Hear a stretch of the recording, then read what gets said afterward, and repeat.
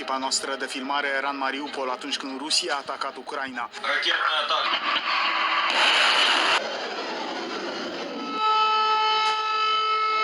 În doar o zi, peste 7.000 de obuze loveau estul și sud-estul țării. Kievul, capitala ucraineană, era lovită de sute de bombe.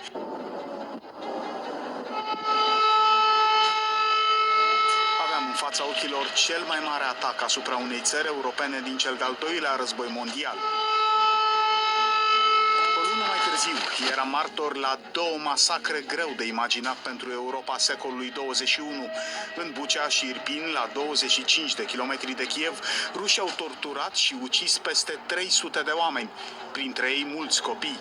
Gropi comune apăreau pretutindeni. Atât de mulți morți în orașele din jurul Kievului, încât practic sub armata rusă oamenii nu mai aveau unde să fie îngropați. Astăzi, la 2 ani, așa arată acum locul în care pășeau în urmă cu aproximativ 2 ani la marginea orașului Bucea, în curtea celei mai mari biserici, o groapă uriașă, o groapă comună unde au ajuns corpurile a peste 110 persoane din acest oraș.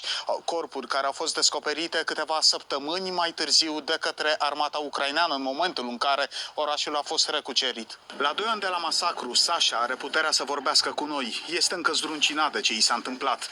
You have a lot of people from Irpin and Bucha that they didn't come back.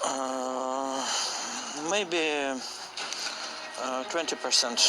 20%. Yes. În a doua zi a ocupației, soldații ruși i-au bătut la poartă. Avea de ales să fie ucis împreună cu familia lui sau să se ascundă și să elibereze locuința. In 6 of morning, my wife beat me and told that war beginning. I said to her, it's a bullshit. What war? And after this, I stay to the window and I hear that bombing falling. During our occupation time, we was in basement. In the basement? In the basement, okay. Yes. In our house. În subsolul casei a trăit aproape 3 săptămâni până când rușii au fost alungați de la marginea Kievului. Când a ieșit la lumină, totul era de nerecunoscut. Orașul era ras de pe fața pământului. În Bucea, peste 80% dintre clădiri au fost lovite de artileria rusească și nu a fost singurul oraș în această situație. Your home? Yes. Această femeie din Irpin era în casă alături de cei 2 copii și soțul ei când obuzele rusești au căzut la câțiva metri de ei. У нього, коли міна впала, стіна відійшла і вогонь у нас по стіні, і залишилися фіранки навіть. Вони там побиті, склом порізані, але кіптява є, а в нас вогонь не зайшов в хату, тільки 3-й поверх вигорів. 300 de civili au fost uciși în februarie-martie 2022. Astea sunt doar o mică parte din autoturismele civililor din Irpin care au fost distruse în momentul în care rușii au intrat aici. Mulți dintre oameni se aflau în aceste mașini.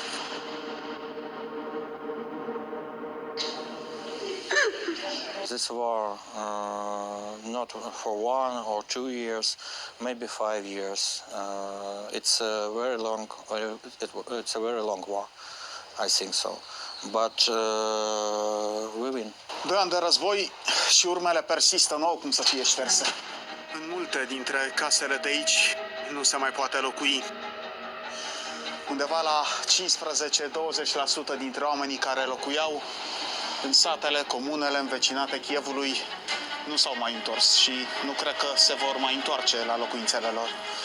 Din Bucea și Irpin ne îndreptăm spre capitala Kiev. În urmă cu aproape 2 ani eram martor la uciderea a peste 30 de oameni. Unul dintre cele mai mari mall-uri din oraș era lovit. După aproape un an întreg, complexul comercial de aici din Kiev a fost reconstruit. În schimb, a fost una dintre cele mai puternice lovituri pe care le-am văzut date de către ruși asupra capitalei ucrainene. Iar motivul celor de la Kremlin a fost faptul că undeva la demisol, în spatele meu, se aflau mai multe instalații militare ucrainene. După 2 ani și sute de mii de morți, armata ucraineană a reușit miracolul să reziste în fața unui colos militar precum Rusia. Kiev, Herson, Harkov, Zaporojie, orașele pe care vi le menționez sunt încă sub controlul ucrainean. Oamenii de aici continuă să lupte, iar cei care nu sunt pe front muncesc pentru o nouă Ucraina, o țară în care discrepanțele nu încetează să te uimească nici măcar pe timp de război.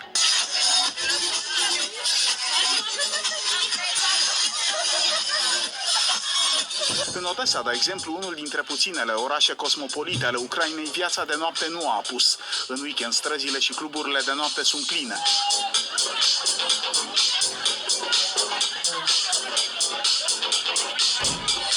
Totul însă până la miezul nopții, când legea marțială impune ca toate luminile din clădiri și de pe străzi să fie stinse.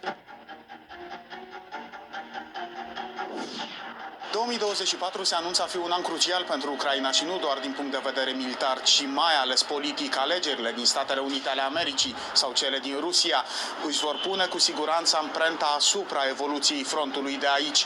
Ucraina are nevoie de ajutor constant, un ajutor militar uriaș, iar de asta va depinde în anii care vor urma nu doar securitatea acestei țări, ci inclusiv securitatea țărilor care se află pe flancul estic și sud-estic al NATO.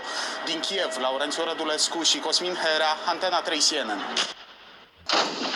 This month marks 2 years into Russia's invasion of Ukraine, and while many thought the fight would have been done and dusted in a few weeks, if not days, the Ukrainians proved otherwise. Simon Schuster wrote a biography of Ukraine President Volodymyr Zelensky, and he tells Inside Edition Digital, if there's one thing to predict with this war, it is that it is unpredictable. Don't make predictions because they usually turn out to be wrong. But mine certainly have. But there are some clear things we can say about where the war is going, certainly where President Zelensky and his team are aiming to take it. One thing that's important to pay attention to is the peace process that they're working on.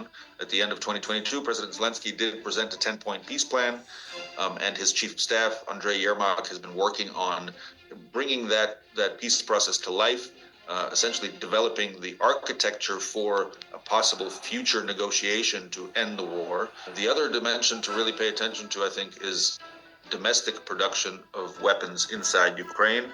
They are ramping up as fast as they can.